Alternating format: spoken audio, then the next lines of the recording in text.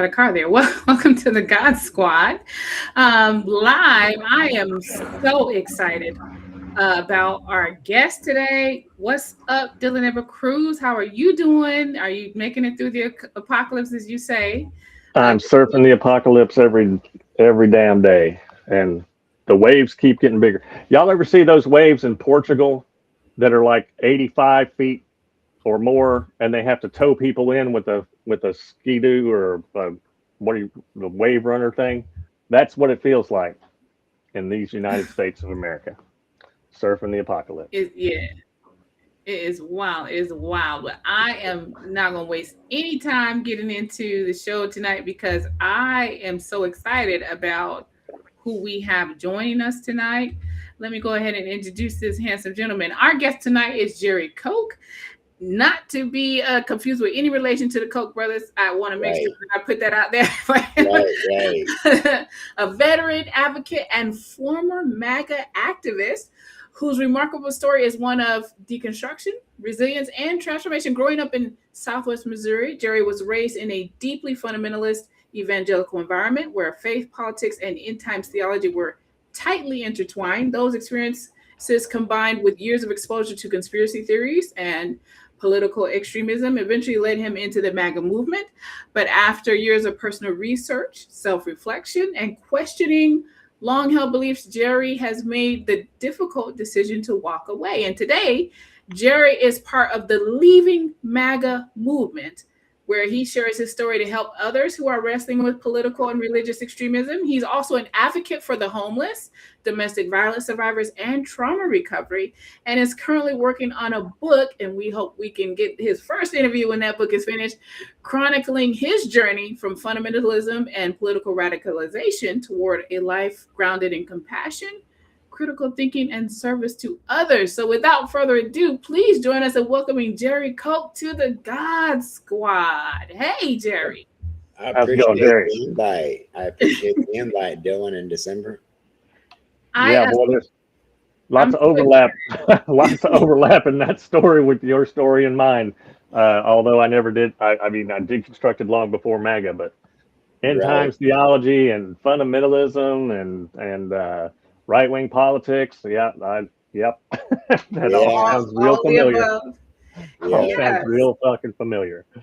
So Jerry, I we're going to get to how you got into MAGA, but I am most intrigued by you're clearly a compassionate person. You clearly care for we'll say those who have fallen on less unfortunate circumstances. You clearly have a big heart. You're also LGBTQ confirming.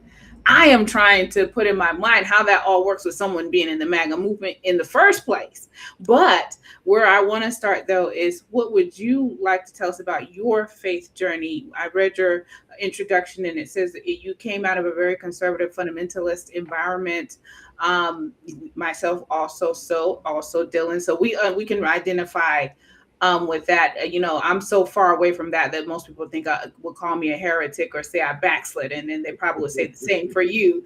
So just give us a little of your early beginnings, where you started. Well, to start that, we gotta give my mom a lot of credit. All right. But I want to invoke that passage, raise up a child in the way they should go. Yeah. Right.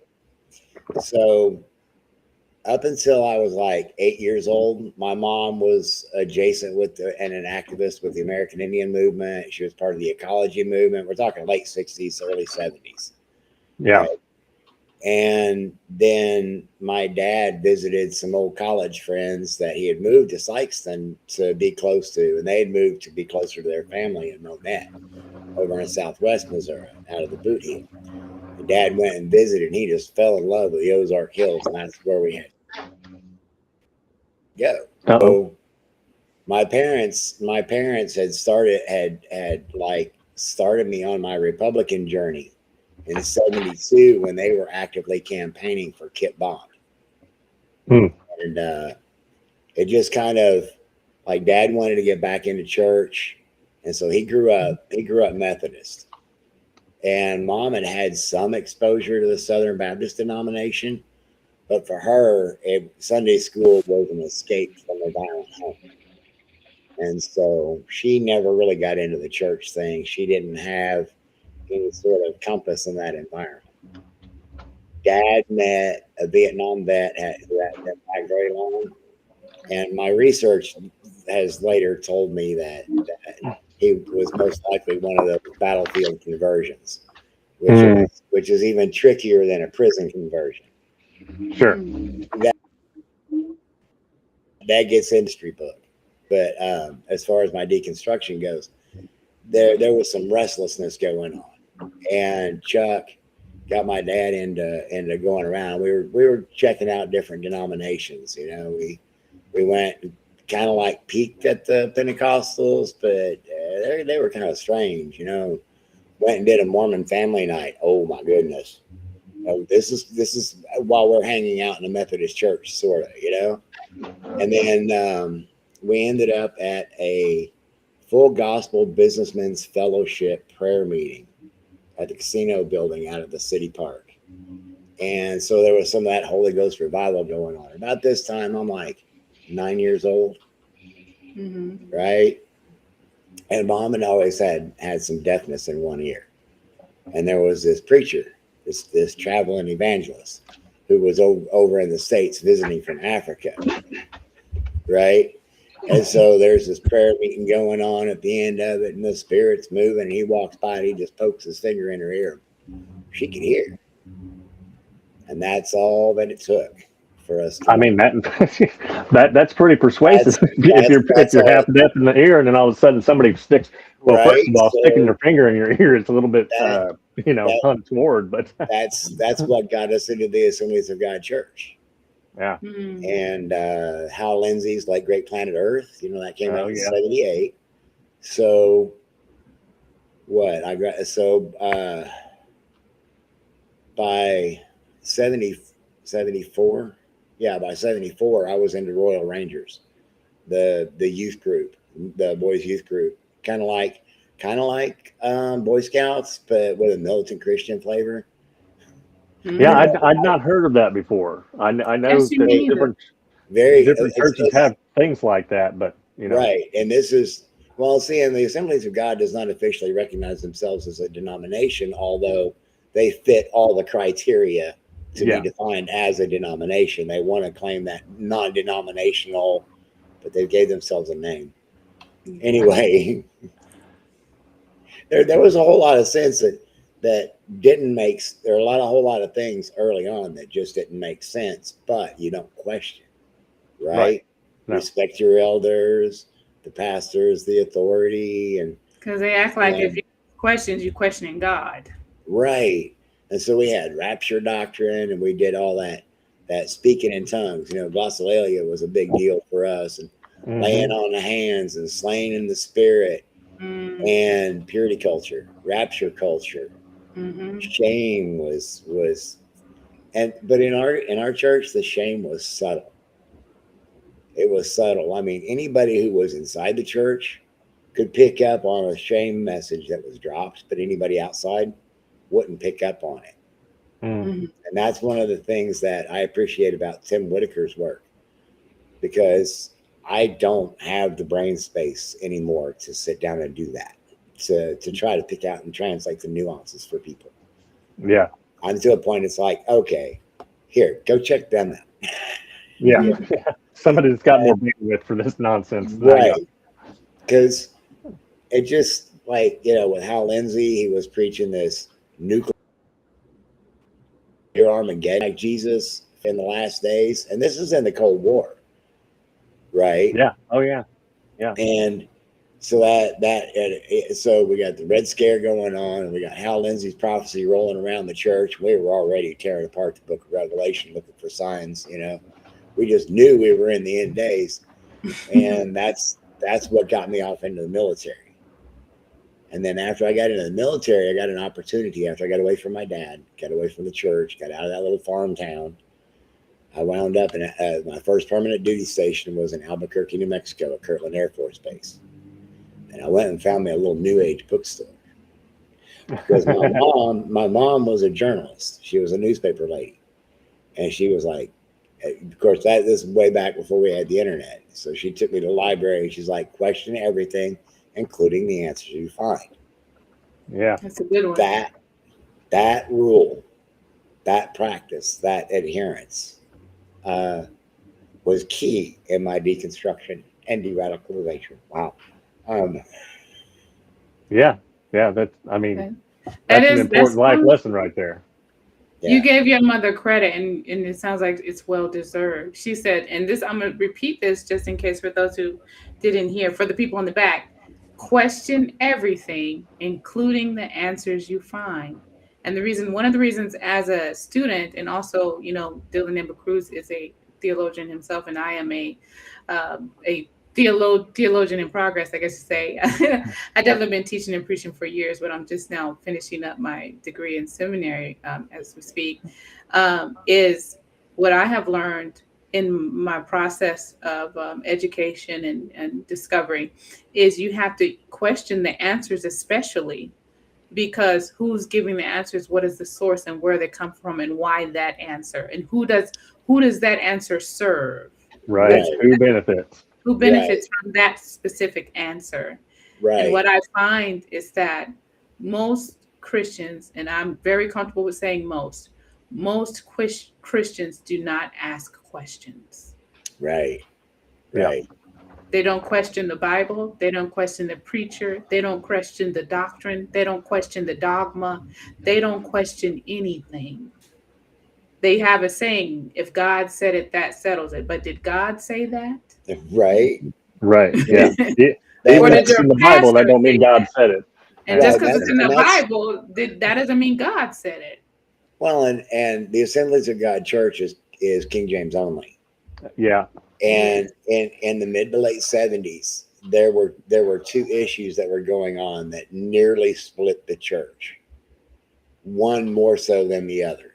Okay, because in the Assemblies of God Church, you're raised up to become a preacher, a businessman, a soldier, or a politician, or any combination thereof. All right. So fast forward to today, that just carries on through because we listened to a lot of Ken Copeland, who gave us Hank Kuhneman and all those cats over there at Flashpoint.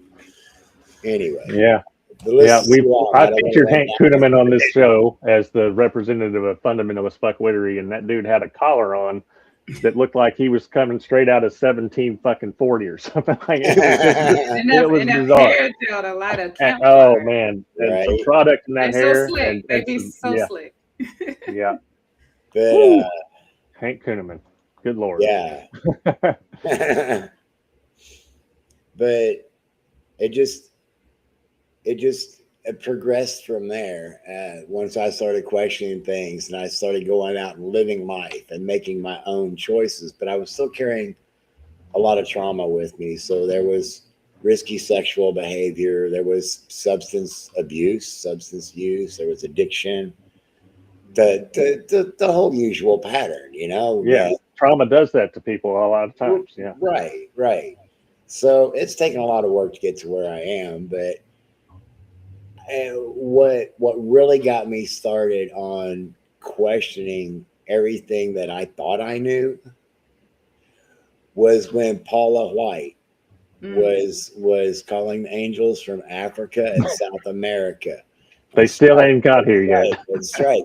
And I'm like, wait, I'm going to tell you right now, folks. I'm going to tell you right now, folks, my gut reaction, my first, flash response was, that is not Christian. I have seen this at pagan festivals.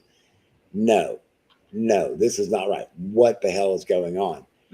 And so around that time, I was doing some study on some CIA stuff because that intrigues me, right? CIA history. I understand better now why. It was key to my deconstruction. But I got to looking at Paula White. It's like, all right, who's she connected to?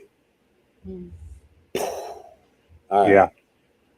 What are they all doing? Okay. And then Ken Copeland, Jet, Tyler Perry, P. Diddy, TD Jakes, back to Paula White. I'm just saying. It's a crazy chain, but it's there. It's just like, holy cow, what's going on here? And then a buddy of mine, he's still MAGA. He's an Alex Jones fan. Oh boy, Bless his heart.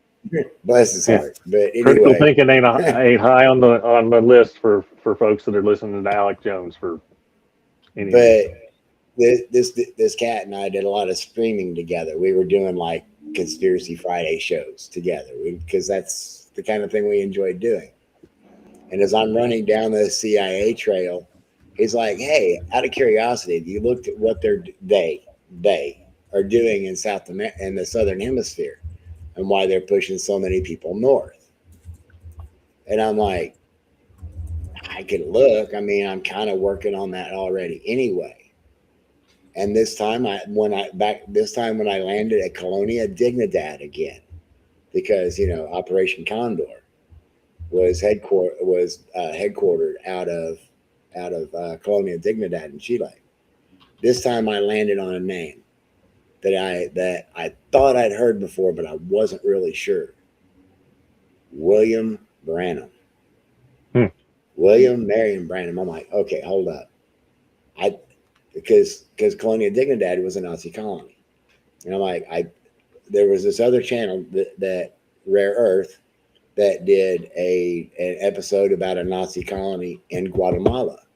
So when I pulled that up, and there was this radical American preacher that was being played on tape, and I'm listening. I'm like, this has got to be Branham. Holy shit. It was Branham. I'm like, all right, who's this William Branham dude? That unlocked so much. His mentor was Roy E. Davis. Roy E. Davis was one of the 300 white laymen that separated from a predominantly black denomination. That they met up in 1914 in Little Rock, Arkansas, and founded the Assemblies of God Church. In 1915, Roy E. Davis was one of the co-founders of the Ku Klux Klan. Was third in charge and was second or third Grand Dragon.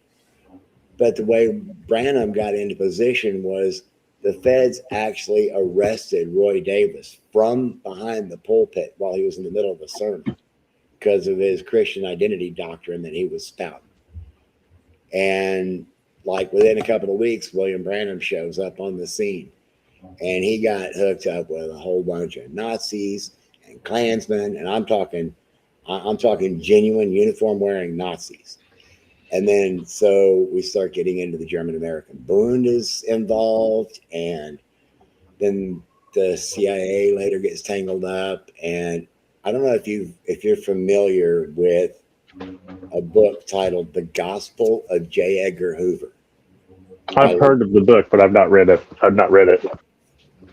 I highly recommend it because I already, from my own work, from my own research, I already knew of the ties between Billy Graham and J. Edgar Hoover, but I didn't have the understanding. Lerone A. Martin, the author of The Gospel of J. Edgar Hoover, based his book on his own research, based on his own FOIA requests. Now, one question I have for you: were you following the William Branham movement as a follower or under his teaching, or were you just researching it? It was sects. Another one of the sects of the Latter Rain movement is the Children of God. The Children of God sex cult. Yeah. I've seen some things about that one. John Osteen, Joel Osteen's daddy, was lifted up by William Branham. Oral Roberts, who gave us Ken Copeland, was lifted up by William Branham. So a lot of the prominent charismatic preachers have their roots with this Jim Jones, basically cult. Jim Jones and William Branham had a brief working together, but they ended up splitting over racial things. And Jonestown happened when I was 14. And so when I ran across the fact that the denomination I grew up in was the original denomination to ordain Jim Jones, I was like, boom, okay, what next? I learned to stop asking that question. Right? rabbit holes will get you. Always something. I'm stubborn, so it took me like a few months before I quit asking what next, because I ran across research information that was presented, and I went and I cross-check everything. William Branham was in Dallas hanging out with some of his Klan buddies right around the time that JFK was killed. There's strong implications that yeah, that's why Trump won't let out the full JFK records, because it would implicate the church movement that's behind it. I would not be surprised if it's an evangelical movement that was behind that. You know, we won't get into that. I think it was about that point when I stopped asking what next, and just Mm-hmm. I think that there is a strong, and Dillon, were you going to say something? I'm sorry. No, I was just looking up that William Branham guy because I had not heard of him, but looks like he looks like a real piece of work. Yes. I recommend the website I recommend is the William Branham Research Center.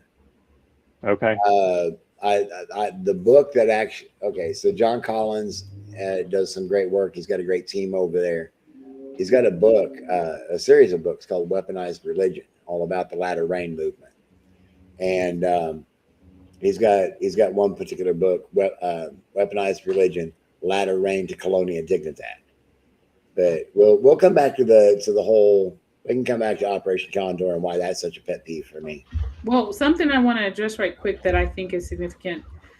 I would not be surprised if there's a parallel with many MAGA folks that they have faith traditions in cult-like faith groups, or like you said, you were in this sect that was very hyper-religious, very, for lack of a better word, not a secret society necessarily, well, kind of, but not entirely a secret society, but very strict, extremely religious, extremely probably literal with the scripture and how it implemented it. Not surprised of the racist roots at all. That's just the colonial history of Christianity in the United States. So that doesn't surprise me at all that gentleman was one of the grand wizards or whatever he was. That shouldn't surprise anybody. Right. Yeah. But I'm pretty sure if someone did a study, and I'm sure there will be many studies on this era of the United States, but there's probably so much parallel between folks who are evangelical MAGA folks and association with types of fundamentalist conservative sects. And when I'm saying sex, I want y'all to know I'm talking about the SECTS word. Sex that you were a part, similar to what you were a part of. I wouldn't be surprised if that's a lot of people in MAGA's roots, because it makes sense that you would go from having that kind of upbringing where it's like no questions, follow the leader. We don't question, we obey, we do what we're told. It's us against them, and we have this leader. And it makes so much sense that folks like that would be attracted to Donald Trump. To me, it makes sense. Yeah, because the racism is all out in the front with that bloviating idiot, and there's still people that run around going, I have never heard Donald Trump say a racist thing in my life. Well, you must have had your fucking fingers in your ears, because the man says something racist damn near every day. Or they're in denial of their own racism. Right. Or they just flat out don't care. Right. They might revel in their racism. A lot of them more than most might realize. Yeah. So you started to deconstruct, and you started going down rabbit holes, and things started to unravel for you. But you were drawn to the MAGA movement. And then when Paula White Cain started, summoning the angels that still ain't showed up yet, that was kind of like a pivotal moment for you. And I see a lot of times on social media, I see people saying things like, well, people are leaving MAGA, but fuck them. And my my part of me is like, yeah, fuck those fucking people. We tried to warn them. Like, we told them the racism, we told them the, the anti-immigrant, we told Cruelty, them the grifting, we told them Right. all the things, right? corruption, yes. The corruption and all of it. And it's like, but they didn't see it. And, Right. and, sometimes you have to meet people where they're at. So Okay. for Good. people who have that kind of idea, like, I think that if people do the work and repent, then yeah, you welcome them back in the community and all of Right. that kind of Right. thing. So what was that process like for you? Because you seem to be you at least from what I've read and seen on the Leaving MAGA channel, folks that are leaving MAGA like you have done, at least started to do the repentance and repair work that's required to rejoin community. Not just lip service. These are Yeah. people who are Right. putting in the work. Yeah. So See- what did that process look like for you? Beyond just like the disentangling and the deconstruction, but like the repentance and repair kind of thing. The repentance and repair has been an interesting journey over the last couple of years since I got together with my partner. I did my deconstruction in front of MAGA. I was a live streamer, and I was starting to ask questions, and I'm presenting the same information to them that I'm finding. Yeah.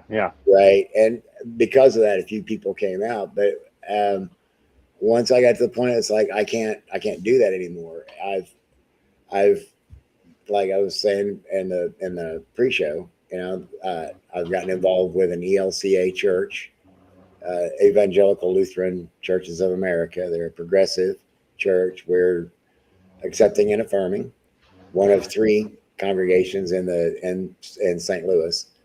She's the minister of music there.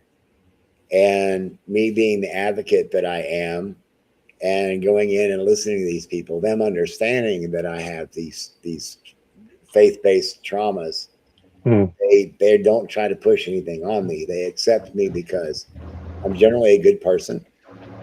And we have the general same end goals. We just want to be kind to our neighbors and help them. Yeah. And so I'm actually in the process of, we have a case with a homeless guy that we're trying to figure out how to resolve, because when I got there was already stuff going on and there's nobody trained there. And had Donald Trump not gotten elected, I'd already finished my peer support specialist training and be certified by now and have that non-clinical therapist paper and been able to handle some of these psychology things that we have to deal with the homeless. But that's how I'm doing that's how I'm making my amends. I'm giving back to the community. Some people know my backstory. And when we were hosting a choir party here at the apartment not too long ago, I was having a conversation with one of the choir members expressing some frustration. And I'm like, and every now and again, I know it's okay to think it as long as I don't do it. But every now and again, I think in my head, I just like to grab that guy by the collar and punch him in the nose. One of the other choir members is like, "What'd you say, Jerry? You're like one of the most peaceful guys I know." And I'm like, "You don't know me, do you?" And everybody else backed up because they understand that to some degree that I used to be a pretty radical guy, from warrior of God to progressive activist, progressive Christian adjacent, humanist activist. Yeah. That is quite the change. I have a question for you, because a lot of people, including myself, used to have this thought, I've evolved away from it. Most of it came from just being bitter and angry about the election and about to me, what was the obvious grift, the corruption, the cruelty, the just, the arrogance and the hubris and just the nastiness and the wickedness to me of Donald Trump, and people who call themselves Christian claiming that this man is ordained by God, but they wanted to demonize Obama. So they get to pick and choose which of the leaders are ordained by God. You are clearly intelligent. You are clearly a critical thinker. You're clearly a compassionate gentleman. You clearly want what's best for those around you. What would you say to those who consider, and I'll tell you, I used to be on this bandwagon, okay? But I've also had to repent and do that soul work too. What would you say to the people who say, you know what, these motherfuckers, all these motherfuckers is crazy, they're evil, they're wicked, they're racist, they don't have the sense that God gave a bucket of rocks, because how in the hell did they see this fool and this clown coming? You know what I'm saying? All the things that are said, I'm telling you, I'm confessing that used to be me, okay? Well, But right. I'm evolving away from this painting all of y'all with one wide brush. You know, one of the things that happens in the African American community is we don't get to be individuals. Everybody else get, if you're Black, whatever any Black person does, it paints the whole community. We don't get to be individuals, and it don't matter where in the world you are from. Haiti, Panama, Dominican Republic, any country in Africa, England, Australia, don't matter where the fuck you from, you're just Black. And whatever Black people do, it gets, all the Black people get painted with it. We don't have the privilege of being individuals. And I don't want to project that same oppression onto the MAGA movement. Clearly, you are someone who's a right-thinking individual, who is kind, who is caring, who's compassionate, who's full of empathy, and who's a critical thinker. What would you say to the people who paints MAGA with a wide brush and just all of you are deplorable and out of your damn mind? What would you say to them? I can parallel my experience in MAGA because of how deep I was into it as being basically the same thing as the domestically violent relationship that I escaped. Mm. And my departure from Kyrgyzstan adjacent, I mean, we're talking, Kyrgyzstan is where the nationalist socialists hang out. That they're the ones that will go around beating their chest with their, anyway, nasty bunch of people. I was invited in because I was a live streamer. They wanted to capture me and try to utilize me, and there was your platform. And I really didn't want anything to do with that. I mean, sure, I grew up a segregationist, but I was never really cool with the N-word, if you know what I mean. It was a soft form of segregationism. The town I grew up in, we had Filipino doctors. And they were perfectly well accepted because they were highly skilled doctors, but they had their own, they built their own housing community outside of town. Mm. And looking back on it now, it's not really funny, but it's kind of funny. But locally, that colloquially, their little community was affectionately known as Pineapple Acres. But you know, I mean, soft segregation back in the 70s in Southwest Missouri. But it was still deeply rooted racism. Yeah. There's a lot of racism in Missouri. I survived a domestically violent, abusive relationship. It was my second marriage. Not doing that again. But a lot of parallels to it, to being in a domestically violent environment or being caught in a high demand group. Like the MAGA cult. I lost count of the death threats I got as I was doing my deconstruction in front of them. Hmm. I didn't care. Well, there was a couple of times it got a little spooky, but I mean, and that tells you something right there, that leaving was dangerous for you. That cult mentality, you know what I'm saying? Right. People experience that. And I worked with a couple of other, I got caught up in the crossfire. I called out one of the digital cult leaders. You know, he posted something that was a perfect example of what I had been posting about myself. So I snatched that up with a screenshot. I'm like, see, this is exactly what I'm talking about. And Pastor Chatelet and the Pond, they came at me. Man, whatever. Well, that caught the attention of a couple of other people that were also working with, you know, like trying to challenge this guy, trying to pull people out of his pond. That was his little digital cult room. But Chatelet and his folks utilized some Scientology tactics. Fair gaming. Mm-hmm. One of the guys that was working at Watchdogging, these people poisoned his dog with a slow-acting poison, so his children had to watch it. Jesus. Yeah. So I was adjacent to some cats that were pretty nasty. Mhm. And that's a very abusive environment, and things have been collapsing. And Chatelet here a while back made a post about fair weather patriots, and if you come back, you will be bullied. You know, and it's like, wait, you're proving my point for me even more 2 years later, 3 years later. And but yeah, there's a couple of the other leaders in Leaving MAGA that I've talked to about these kinds of things, and one of them in particular, he's like, yeah, I think my mom would go first. You know, Could you repeat that? Say that That one more sounded like a car went by or something. Don't want it's possible. He said, I think my mom or my dad would be okay if my mom would go first. Or, and I've heard people say, I think my mom would be okay if my dad would go first.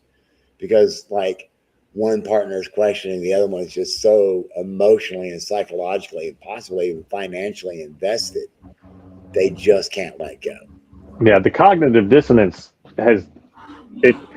It's a powerful drug, cognitive dissonance, and a I lot of people, when they experience it, they just retrench into what they believe because that's what's more comfortable than dealing with the kinds of things that you dealt with and December and I dealt with when we deconstructed from fundamentalism right. and stuff like that. It's not a pain-free process. No. And To have your entire fucking worldview just like be shattered, or like a house of cards that a tornado just went by and just levels it. So um, yeah, that's hard. But when you're talking to people and they know, kind of they know that you used to be deep into the thing, not just a MAGA guy, but like deep into the culty aspects of it beyond just the political aspects of it. When you're talking to people now and they're still on the Trump train inexplicably, despite the rising cost of everything, despite the crazy corruption, and despite the unimaginable levels of incompetence that's coming from the regime. What what kind of responses are you getting to people? Are they starting to, is it like, well, inflation's pretty bad, I'm getting less and less groceries, or gas is high, and that's what's getting them, or is that even like, are they still just dyed in the I, wool? I've still got a couple of people that will comment under my YouTube videos that they're not like hardline Trump supporters, but they lean like, okay, so this one person, they were spouting some right wing talking points, Sure. and I just being a little bit snarky. I'm like, I'm guessing you listen to Fox and Newsmax, right? Just in the comments, they come back with, I'm guessing you listen to CNN and or MSNBC. I'm like, well played, but no. And then I listed off a few of the people that I have developed a trust in for providing me with the information that I'm looking for, so I don't have to spend, because I've got a partner. She's a professional musician, so I'm like the working domestic partner. Stay at home pretty much, but still trying to do the homeless outreach at the church. Still trying to get book stuff written, still trying to do video production. It's a lot. But I got lost there for a second. You're talking about the people Also, who are leaving or not leaving the movement. Well, the cultivated news sources. I diversified. Yeah, sure. But I also don't just listen to the news. I listen to channels like Cults to Consciousness and the Preacher Boys podcast.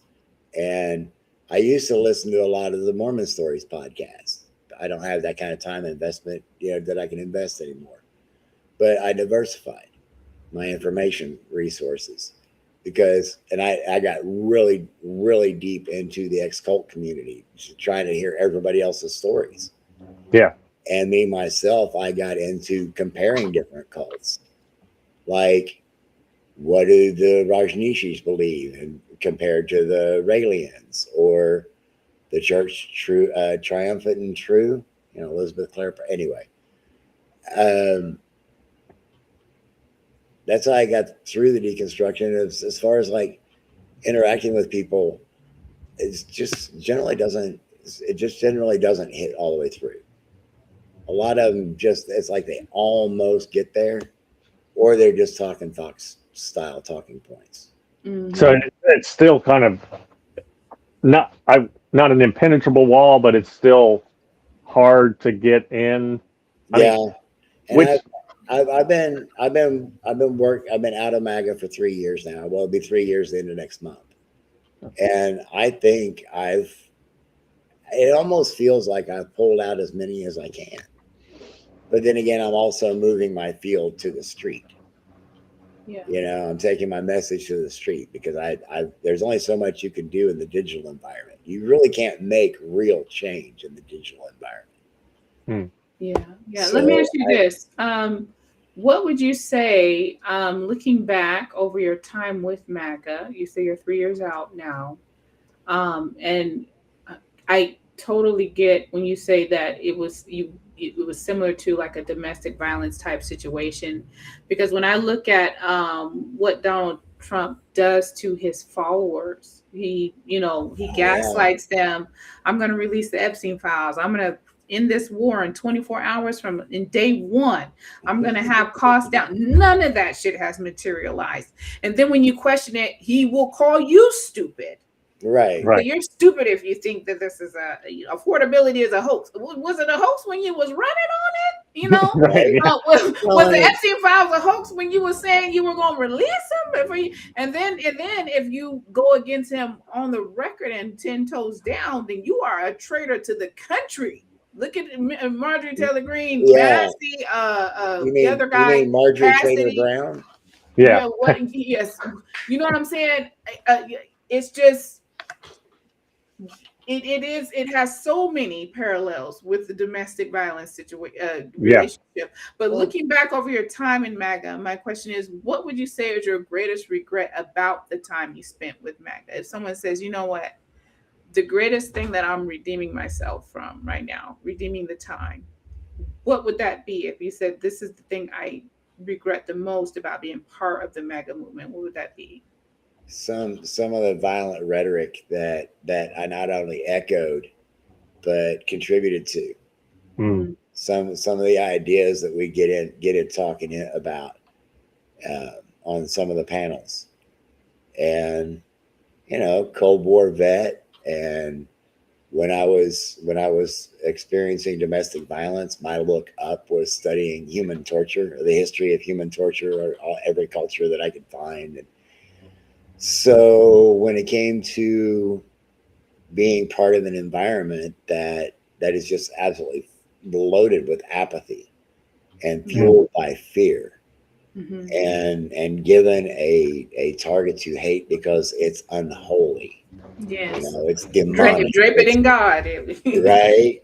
It's something other than human. It made it easy to just go off the rails with some really wild thought experiments. Some that shocked some of the hardliners. I regret some. I regret those things. I do. In fact, 2 months from now, I'm getting some tattoo work because of some other regrets that I made. Oh, yeah. That's in reference to how I grew up. Yeah. I don't feel that way anymore. So. And for those that don't know, that one there is significant. Explain that one there, and that's similar to the one that Pete Hex said. The Jerusalem cross, right? That's the Jerusalem cross. That's that Pete Hex has on his chest or back or wherever. Yeah, he's got it on his chest. Right, but mine isn't necessarily. It's not for the same intent. I mean, it's still a Crusader's mark, but for me, the reason it's red is because of the blood I shed before I finally got my shit together and escaped that domestically violent environment. I mean, I would, she tried more than once to end my life. And so it was the same pattern coming out of MAGA. When you look at Donald Trump, he's a diagnosable malignant narcissist. Yes. And narcissists support narcissists. Yep. Even and the unaware ones, or the ones that don't have the self-awareness that they're narcissistic. They just have that trait, but they feel enabled. They don't care. That fuels their apathy. And what would you say is the greatest thing that you're so proud of since you left? And we just talked about, what's one of the things you greatest regret, but what is one of the things you're proud of since you left? And one of the things that gives you hope for where you're going from here, and it drives you forward from that, and empowers you to continue, and also encourages you to pull others out as you have?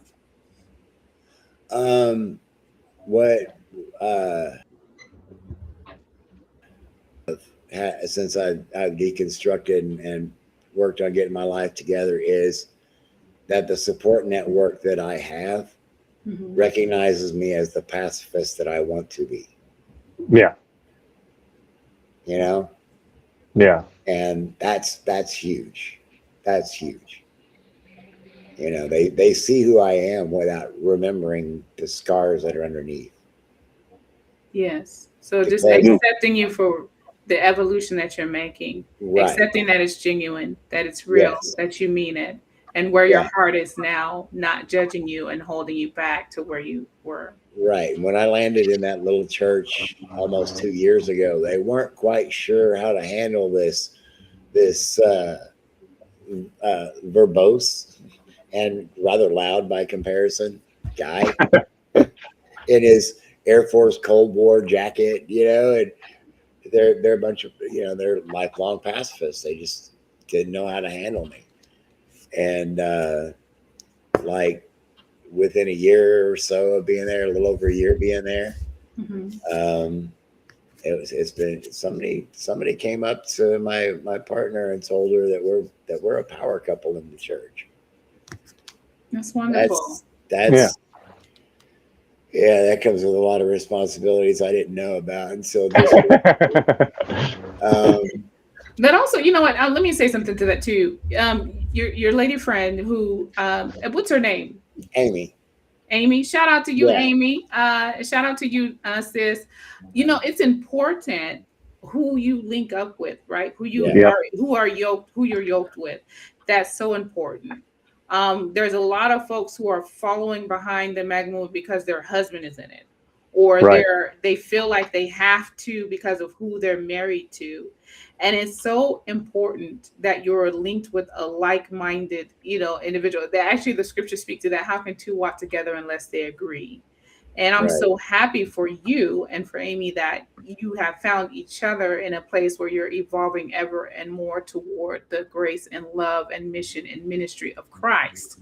You know what I'm saying? Not even the church, but of Christ himself. And it's powerful who you link up with. It can change your life. Yeah. We describe our relationship as mutually constructive. Yeah, that's perfect. And it just so, we've had people ask us in the couple of years we've been doing this show, and then the almost 3 years we've been doing John Fugelsang's show, like, where do you find community? And churches are ready-made communities.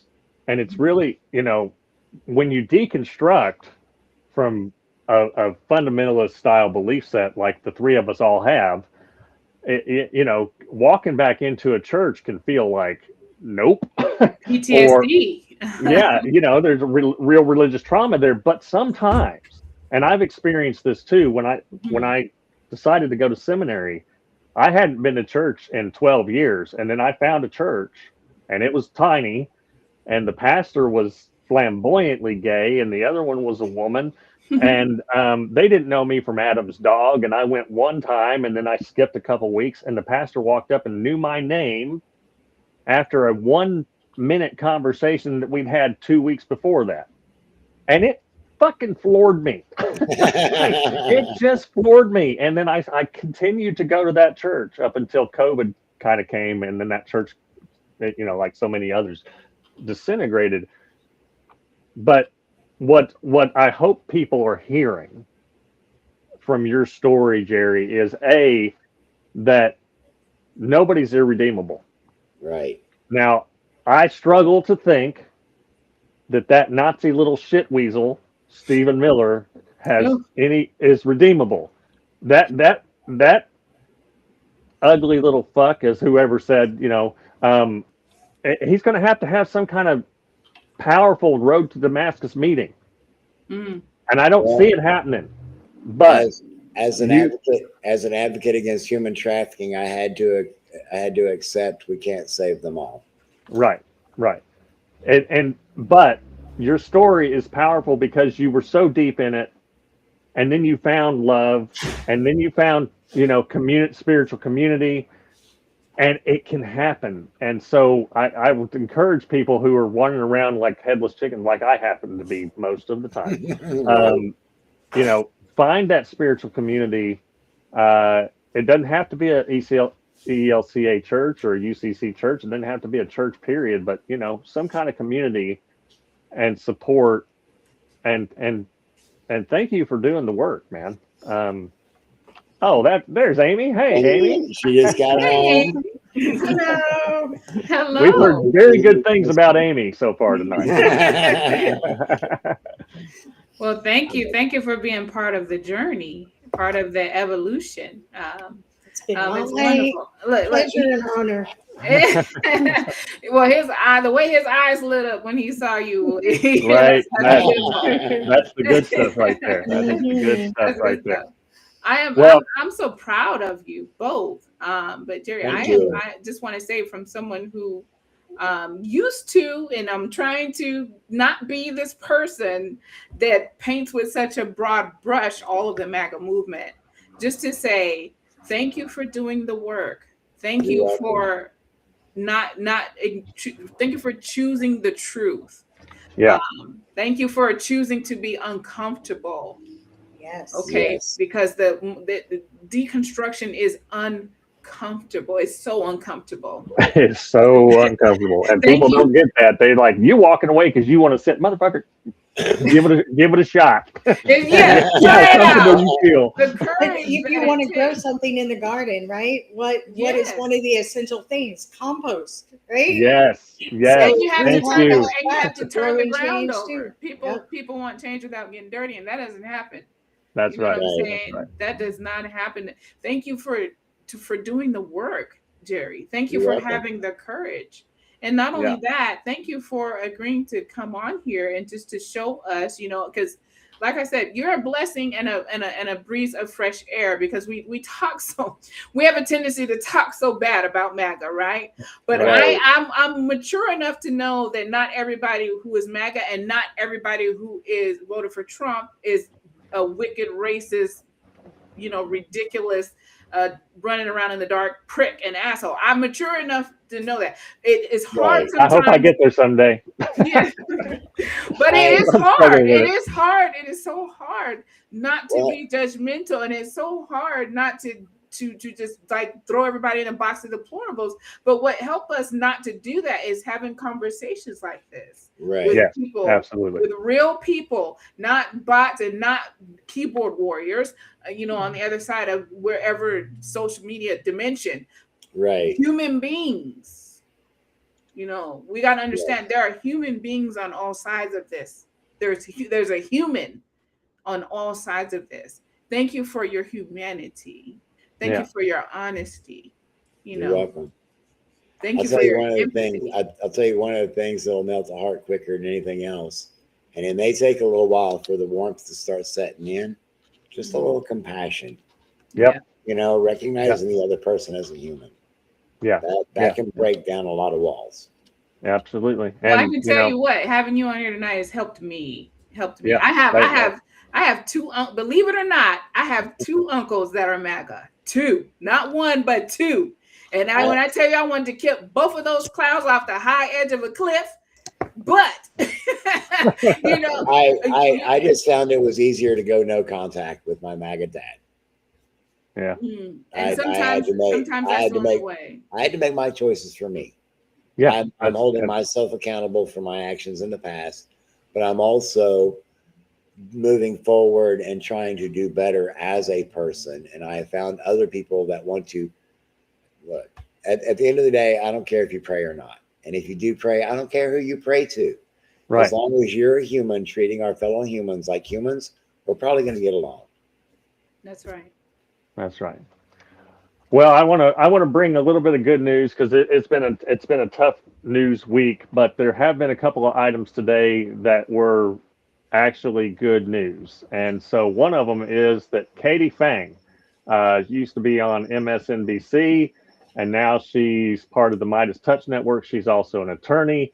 She filed with the courts to get them to produce and unredact certain Epstein files, and the court ordered the Justice Department to unredact the additional pages and said that she had standing so that has to happen. They have to do that by July 2nd or show the court a reasonable reason why they can't. So she won that case. Wow. And also, a federal judge in Massachusetts blocked federal agencies from implementing Donald Trump's sweeping attack on mail voting and his attempt to create a national voter registration before the midterm elections. That is good news. That motherfucker is trying everything he can to cheat his way into cementing a Christo-fascist state into the United States. And unfortunately, the highest court in the land is corrupt and garbage. There's 6 white supremacists on that court, and they one of them is black. Ain't that a bitch?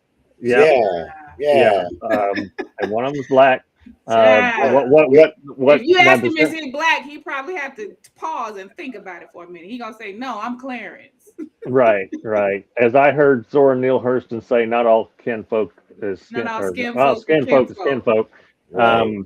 And that, the great Zora Neale Hurston. If you've never read Their Eyes Were Watching God, get yourself a copy from the local library. So that's the good news tonight. And Desimber's got the word on the street, I do believe, before we let y'all go. Yes, I do have the word on the street, and I'm going to give you a quote, and I'm going to give you a scripture, and then just a closing thought.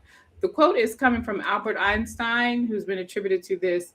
This has been attributed to him, so I'll say it like that. The measure of intelligence is the ability to change. Mm-hmm. The measure of intelligence is the ability to change. We all have the ability to change. We do. It's a choice. And this is an interesting quote that if you come from fundamentalist conservative religion, you probably have been beat down, and in this quote, this particular scripture has probably been weaponized, but I want to use it for a different reason today. Do not be conformed to this world, but be transformed by the renewing of your minds. If you are a conservative Christian, or if you come out of any type of evangelical church or any type of Pentecostal, apostolic, whatever, you have heard that. Do not be conformed to this world, that's Romans 12:2, but be transformed by the renewing of your mind. It takes being transformed by the renewing of your mind to do what our brother Jerry has done. Amen. Okay, that takes a renewing of the mind. That takes a renewing of the heart. That takes even a renewing of the soul and the spirit down to the core of you. I'm sure Jerry can attest to that. And just the last thought is, if tonight's conversation teaches us anything, it's this: no one, and I do mean no one, and as much as I hate Donald Trump, no one is beyond growth. We are all more than the worst thing that we believed, the loudest voice we followed, or the deepest hole we ever fallen into. The moment we're willing to ask better questions is the moment a better future becomes possible. And it's never too early to change, and it's never too late to begin again. That's right. Is the word on the street. And thank you, Brother Jerry, for having the courage to come on, to speak your truth, to tell us about your journey, and to be the change that you want to see. We appreciate you. And we appreciate your boo back there. Appreciate you all as well. And you guys can catch us on you could catch more about Jerry at leavingmaga.com. Leavingmaga.org. I posted that link there if you want to know more about the Leaving MAGA. There are so many folks. And shout out to Rich Logis, I'm not sure if I'm pronouncing his last name right, who I believe is the founder of leavingmaga.org. And that's how I stumbled upon you, was an interview that you were doing with Rich from Midas Touch. Yeah. So thank you for accepting our invitation.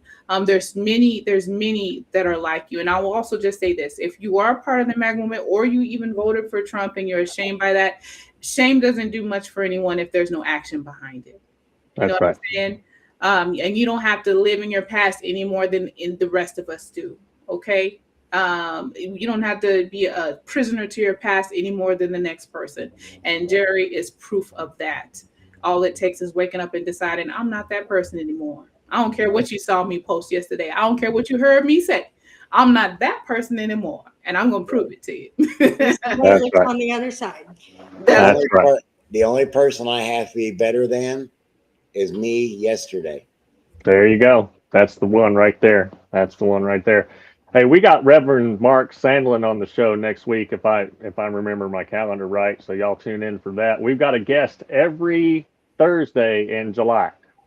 So we got some good stuff coming up for y'all on here on the God Squad Pod. So please remember to like, subscribe, and share. Check out Jerry on leavingmaga.org. Jerry, are there any other places that you'd like our listeners to go to find out what you're doing and the good work that you're putting out there in the world? That GI Wingnut, MAGA Apostate. Yeah. That's the handle on my YouTube channel. Okay, so go to YouTube and look for GI Wingnut, MAGA Apostate. That'll be Jerry Koch, not related to the evil Koch brothers. Not related to the Koch brothers. At all. Not related to the Koch brothers. There we go. So that's our show tonight, folks. Like, subscribe, and share. And we will see you next week at the same time on the same channel. And also on John Fugelsang's show, Tell Me Everything on Sirius XM, Progress Channel 127. We'll see you next week. All right. Love y'all. Take care. Be the best version of yourself.